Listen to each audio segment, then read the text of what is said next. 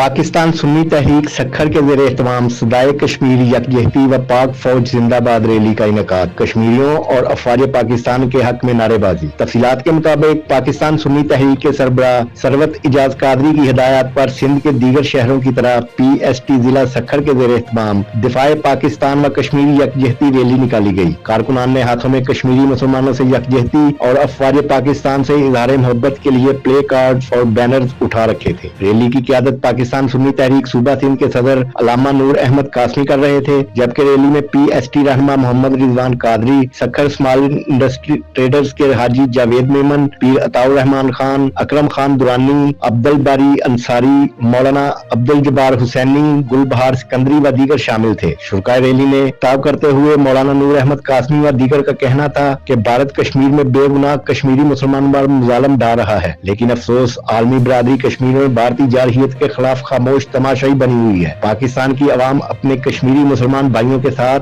वतन अजीज की सरहदों की हिफाजत अफवाज पाकिस्तान के मजबूत हाथों में है और पाकिस्तान की अफवाज अपनी सरहदों की हिफाजत करना जानती है। पाकिस्तान की अवाम अपनी अफवाज पाकिस्तान के साथ वतन अजीज की हिफाजत के लिए उनके शाना बिशाना खड़ी है। कश्मीर में भारतीय मुसलमानों के साथ जुल्म हद से बढ़ गया है, लेकिन अक़वाम मुत्तहिदा समेत दीगर मुस्लिम ममालिक के सरबराहान कश्मीरियों पर जारी